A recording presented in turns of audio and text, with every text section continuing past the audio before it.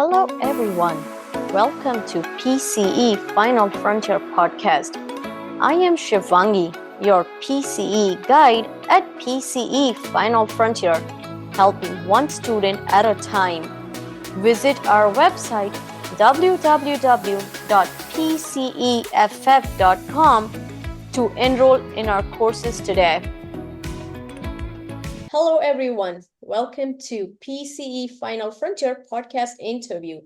Today we have Okasha with us. She recently graduated her PCE return and will be taking her OCE exam in January 2025. Let's invite her, ask her some questions as she was sending all her documents back from her home country in Pakistan. And I just want to know her feedback, her response to how it was, what did she go through, so that way it's easy for all of us. So welcome to the podcast interview. Thank you. And first, congratulations on clearing the Thank exam. you. Thank you so much. How do you feel? I feel very excited, very happy, grateful. It's a very nice feeling. Good. Yes, we're happy for you too. Thank you. And so you are in Canada right now. Yep. When did you move to Canada? I moved just last year, 2023 of February. Okay. And then before that, you were in Pakistan. Can you tell us a little bit about yourself? Like, when did you graduate? Why did you move to Canada? And how did you start the process? Like, what made you start with the PCE preparation and everything? Kind of just the basics about you. I graduated in 2020. It was COVID. It was like 5-year degree, DPT. It's called DPT, Doctor of Physical Therapy in my home country. And after that, I wanted to start my journey in Canada as a physiotherapist. So I started my credentialing process before that, before moving here. I started it in August of 2022. It almost took me a year for the credentialing and the application to get processed and all that. And when I moved here, I moved here in Feb 2023, and then I had my application. It was done in August 2023. After that, I was looking through, like, because I needed to. I was out of practice. Not studying. I needed to find something to someone to guide me, and like a course that was according to PCE. So I was looking into things, and I Googled it, and PCEFF was there. And I looked into the website, and I was like, okay, this is what I want to do. This is what I want to join, because they had like everything, clearly written on the website as well, that they were like in their course outline. How are they gonna, go through the process and all that. And it wasn't anything like too soon, too early. They were taking their time in making the the course and everything. So I really like that. So I, registered for PCEFF then, and a best decision for me, because it took me they have like, I think, you can sign up for a year, and then you can keep looking into the lectures and everything. They won't,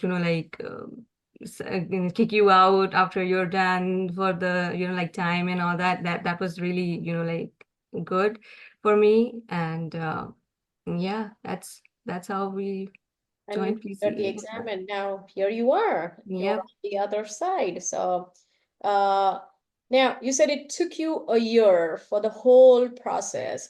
Was it more difficulty with the CAPR, or was it more difficulty back from the home country, or was it kind of both? Like, It was kind of both. I had to, find loopholes from back home to how can I send my documents. Like, that was a big thing for me. Like, they wouldn't send it, and you had to like keep on reminding them, keep on, going, telling them like, please do that for me. Like, they would ask questions, and they would understand like why do we need to do it? Why they would ask me a couple a lot of questions about the application and documents and all that. Other than that, what the difficulty I had with CAPR was like they had nothing mentioned on their website that they don't accept electronic signatures. So for me, because I was printing my documents out, I would just electronically sign my documents, and then I would just send them off, like email them to their email address, but they would email it back. They sent me the email back that they won't accept electronic signatures. And at that time, I was so frustrated because then I sent them an email again and told them to like at least specify that on your website, because there's nothing written about signatures there. Like I'm frustrated. I'm sending documents back and forth, and then it takes a lot of time to, like the application time delays, everything, like goes backwards. So I was like, that was very frustrating. And then I told them to, like specify that on their website that they don't accept electronic signatures, and I had to hand sign them and then resend them the documents. So It was very that frustrating. took that delay, that took a while. So Yeah, for you to send the documents, they send it back to you, then you got to print it them out, put your signature, send it back again. Yeah, that took a while. And then plus again, a little bit delay from your university back in home country. So back and forth. But it took you a year. So you've been yeah, planning this for a while. You know what you wanted. You know you wanted to move to Canada. So you already started planning. So it's just a message to anyone who's planning to do this. Plan well in advance. It doesn't happen in 2 months, 3 months that you prepare for the exam, you plan and you're there. It takes a while. It takes yeah, it does. planning, mental planning, financial planning, and everything. So, Yeah. okay. Now, you said you graduated in 2020, and I remember you mentioned that you did work in between until you moved to Canada, kind of that year or two in between. Uh, and then you moved to Canada. What difference do you see in between like the Canadian culture of work and was back in your home country? Like, what There would you is a lot of difference, like Canada is more culturally diverse. You'll see a lot of people, you'll meet a lot of people. It's not similar to, Pakistan. Other than that, it's very different in charting. We used to chart that, I'm just putting it out there. We used to chart, but it was mostly soap notes and all that, like history and all that. That's all the charting that we did. Like here, and it's not that prioritized in Pakistan. I wouldn't say like we used to chart, but it was like, okay, this is it. But here, like it's really really like the emphasis on charting is too much. Like you have to document everything. You have to keep it like very clear. You can all the things like add addendums. If you make a mistake, you can't like cross it out, all that. So it was really, like I was like, okay, yeah, that's a lot of charting. Like physiotherapy isn't that difficult. The charting part is it, Yeah. burns you out. Okay. So that's the different thing. Now, do you like to chart or you're like, no, I want to um streak. I'm not a charting person. No, not really. I wouldn't say I like it, because it's like kind of an extra work. So that's what I think. But I do also think that it's a good thing because if everyone can read into it, like see what we are trying to do with the patient, like they would know, like it saves you, like in the sense that if someone wants to sue you, like a patient is not being honest about something, like there are a million things that could happen. So Mhm. if someone is not honest about what you're doing to them, like that it could, like it can be really bad about your reputation and everything. So I think it's a good thing in that sense, but then you have to chart and like give in extra hours, extra effort, extra work. So it has its pros and cons, I think. And cons, yeah. Well, I think I would say the same thing. Like back in my home country, we had a different charting system. Like as you said, it's kind of pretty much the same way. Whereas when you come and practice here, a lot of emphasis is on like documentation, make sure everything is documented. Yes, charting does take time, but as you said, it's good. You can go back, look into it. You are like not just accountable for that way. Then everybody knows what happened, what's the treatment plan and everything. then instead of just relying, oh, she must have done that, she might have done that way. So Yeah, yes, that is exactly. pros and cons. Yeah. Okay. Now, my next question is about the CAPR. Like, what if you have to change one thing about CAPR? I know you already told them to mention it on their website, no Yeah. electronic signature, please mention it, but is there anything else that you would like to change about the CAPR? Well, this is not specifically about CAPR. This is, I think, like Canadian government because you have the tax system. It's ridiculous. Like you have to pay them for everything. Like one, even now, if I'm giving an example, I was registering for like provisional license. I had to give them like I don't know how many dollars for the application to process for the license, and they have like different charges for everything. So, like tax system and. I know like you breathe and you owe them money. Like this is there's I that's what I would like to change about Definitely the like it's cost part, yes, yeah, especially for someone coming from an international country, yeah, right? The amount, the money, the conversion rate becomes difficult, yeah. and that's It's get us. really, yeah, it's really, Yeah. it's ridiculous Well, in my yeah. opinion. Well, I'm very, very excited for you. When Thank did you. you start working here? Like, I know did you just recently start working? Well, yeah, it's so I got my PCE result in July of 2024, and I was just waiting for my provisional license. So it took me a month to get that, and after that, I just started working. Like I'm working here now with CBI Health.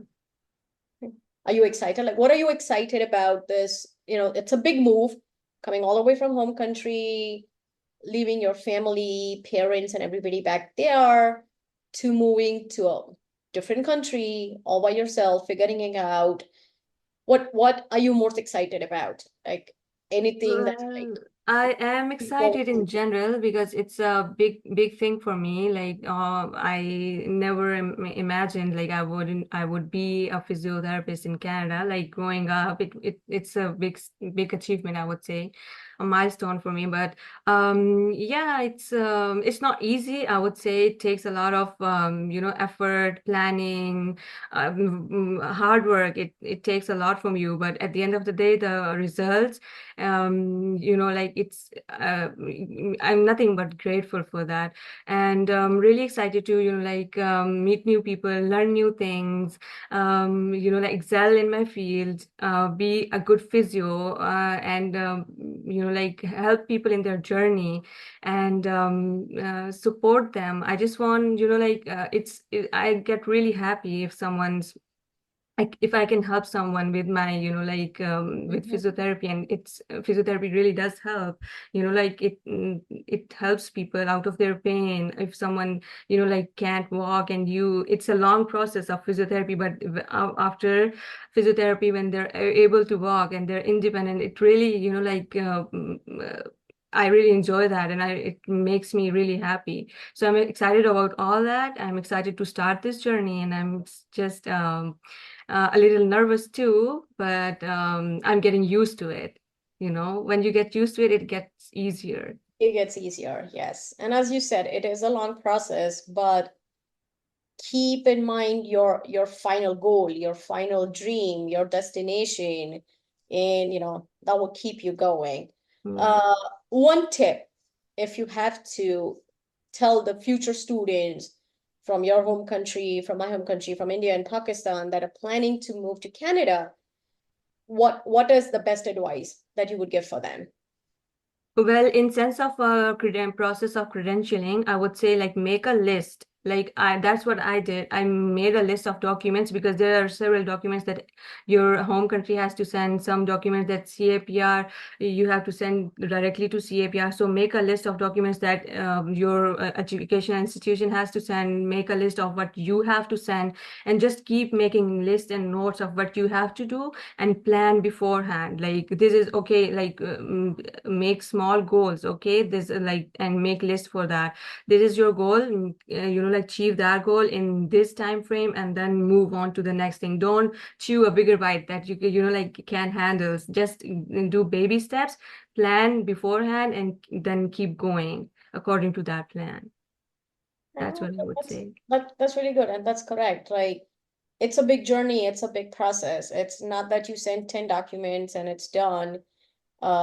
Yes, as you know, make a list, follow up, reach out to us, reach out to anyone that has already been through this process. And I can say for everyone, nobody will say no to help you. Like, Yep. everybody has been through this journey. Everybody knows how difficult it is. So, like, if someone reaches out to me, or you, we're never going to say no. Or like, yeah, do this, do No, that. We're going to no, talk about this.